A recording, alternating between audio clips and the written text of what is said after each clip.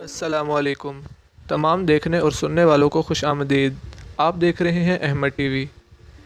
ناظرین، آج ہم عرب کے متعلق بات کریں گے۔ میں آپ کو عرب کے جغرافیہ، قدیم تاریخ کے ماخذ، عرب کے اقوام و قبائل اور عرب کی قدیم حکومتوں کے بارے میں آپ کو آگاہ کروں گا۔ عرب کی وجہ تسمیہ کے متعلق مختلف رائے ہیں۔ اہل لغت کہتے ہیں کہ عرب اور اعراب کے معنی فصاحت اور زبان آوری کے ہیں، چونکہ اہل عرب اپنی زبان آوری کے سامنے پوری دنیا کو ہیچ سمجھتے تھے، اس لیے انہوں نے اپنے آپ کو عرب اور دنیا کی تمام قوموں کو عجم کہہ کر پکارا۔ عربہ کے معنی سامی زبانوں میں دشت و صحرا کے ہیں، چونکہ عرب کا بڑا حصہ دشت و صحرا ہے، اس لیے تمام ملک کو عرب کہا جاتا ہے۔ اگر ہم اس کے جغرافیہ کی بات کریں، عرب کے حدود عربہ یہ ہیں: مغرب میں بحر قلزم، مشرق میں خلیج فارس اور بحر عمان، جنوب میں بحر ہند۔ شمال کی حدود میں بہت مختلفیاں ہیں، بعض مملکت کہتے ہیں حلب اور فرات تک اس کی حدود کو وسعت ہیں۔ سینا کا جزیرہ جس کا نام الطیہ ہے، اکثر مصنفین عرب و یورپ اس کو مصر میں شمار کرتے ہیں، لیکن جیولوجی کی روح سے یہ عرب کے متعلق ہے۔ عرب کی پیمائش باقاعدہ اب تک نہیں ہوئی، لیکن اس بات کا حتمی یقین ہے کہ وہ جرمن اور فرانس سے دگنے کی بجائے چگنا زیادہ وسیع تھا۔ طول تقریباً 1500 میل اور عرض 600 میل، مجموعی رقبہ 12 لاکھ مربع میل تھا۔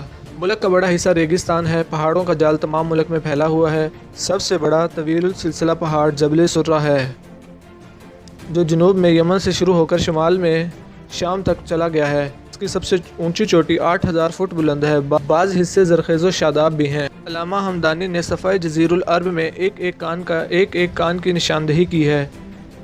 قریش جو تجارت کیا کرتے تھے، مورخین نے لکھا ہے زیادہ تر ان کا مالی تجارت چاندی ہوا کرتی تھی۔ برٹن صاحب نے مدین کی طلائی معاون پر ایک خاص کتاب لکھی ہے۔ اس کتاب میں اگر قدیم تاریخ کے ماخذ کی بات کریں تو ان کو 5 حصوں میں تقسیم کیا گیا ہے۔ پہلے نمبر پر زمانہ جاہلیت کی بعض تصنیفات جو سلاطین کے کتب خانے میں محفوظ تھی اور جو ابن ہشام کے ہاتھ آئی، جن کا ذکر علامہ موصوف نے کتاب التیجان میں کیا ہے۔ دوسرے نمبر پر زبانی روایتیں جو قدیم سے چلی آتی تھی۔ عرب کا حافظہ بہت زیادہ قوی تھا، یہاں تک کہ آج جو اشعار جاہلیت جو بہت زیادہ وسیع و ذخیر موجود ہیں، اسلام کے زمانے تک یہ زبانی ہی روایت ہوتا چلا آ رہا تھا۔ اس بنا پر عرب کی قدیم تاریخ کا کافی سرمایہ موجود تھا۔ عرب کی جو قومیں معدوم ہو چکی تھیں، مثلا تسم، جدس، عاد، سمود، ان کے متعلق بھی اس قدر تاریخی روایات محفوظ تھیں۔ ان کے ذریعے سے مؤخرین اسلام عرب کی تاریخ قدیم پر معتبر تصنیفات مرتب کر سکے۔ مثلا حشام کلبی نے تسم، جدیس، تبابیہ یمن اور دیگر سلاطین عرب پر معتدل کتابیں لکھی، جن کا ذکر ابن الندیم میں فہرست 94 میں کیا گیا ہے۔ تیسرے نمبر پر اشعار جاہلیت، جن میں اکثر سلاطین اور اقوام اور امارات عرب کا ذکر ہے۔ یہ اشعار صفحہ جزیرۃ العرب میں کثرت سے موجود ہے۔ انہی قدیم ماخوذ سے علامہ حمدانی نے اپنی کتاب القلیل اس کا 8واں باب خاص سلاطین حمیر کے اثرات قدیم اور حمیری کتبات پر مشتمل ہے۔ چوتھے نمبر پر یورپ کی قدیم تصنیفات، مثلا مصنفین یونان نے تھیوفراسٹس جو حضرت عیسیٰ علیہ السلام سے 400 برس قبل تھا، علی موس تک بہت سے قبائل عرب کے نام لکھے اور ان کی آبادیوں کے بھی نام بتائے۔ رومن مورخ پلینی نے بھی عرب کے متعلق لکھا ہے، لیکن نہایت ہی مختصر۔ 5ویں نمبر پر عرب کے قدیم ویران شدہ عمارتوں کے کتبات جو قدمائے اسلام نے دریافت کیے تھے، جو آج کل یورپ میں نہایت کثرت سے مہیا ہیں۔ مورخین عرب نے اقوام و قبائل کو عرب کی 3 حصوں میں تقسیم کیا ہے۔ پہلے نمبر پر عرب بائدہ، دوسرے نمبر پر عرب عاربہ، تیسرے نمبر پر عرب مستعربہ۔ عرب بائدہ یعنی عرب کی قدیم ترین قبائل جو اسلام سے بہت پہلے ہی فنا ہو چکے تھے۔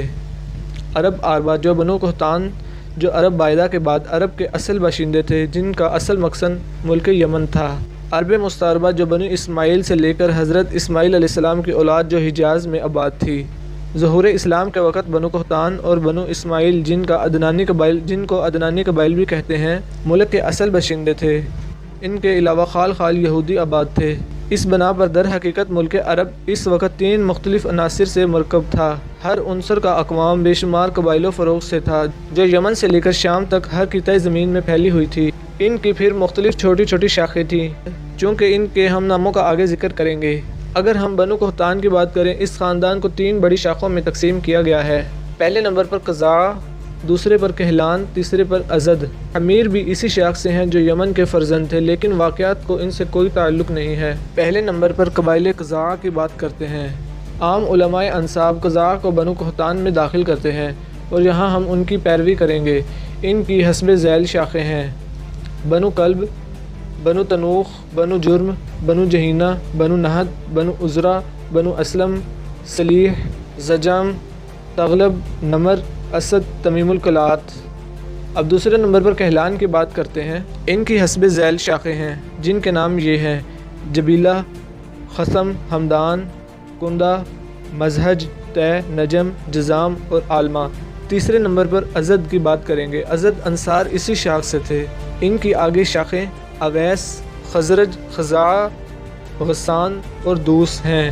مشہور عدنانی قبائل جن کا آخری منقسم مضر ہے حسب ذیل ہے۔ قبائل مضر خندف اور بنو قیس دو خاندانوں پر تقسیم تھا۔ دو خندف کی آگے شاخیں حزیل، کنانہ، اسد، سبا، مزینہ، رباب، تمیم، ہون۔ ان میں سے ہر ایک کے متعدد فروغ ہیں۔ اب دوسرے خاندان قیس کی اگر بات کریں تو عطفان، عاصر، سلیم، حوازن۔ اب تک میں نے بنو قحطان کی اس مکمل شاخ کا آپ کو بتایا۔ اب آگے یہود۔ بنو قحطان کے بعد یہود کا ذکر ہوتا ہے۔ اگر ہم یہود کے خاندان کی بات کریں، بنو قینقاع، بنو نذیر اور بنو قریظہ، یہ تین یہود کے بہت بڑے خاندان تھے۔ ناظرین، اس ویڈیو کا اختتام یہیں پر کرتے ہیں اور ہم اپنی اگلی ویڈیو میں عرب کی قدیم حکومتوں کے بارے میں آپ کو بتائیں گے۔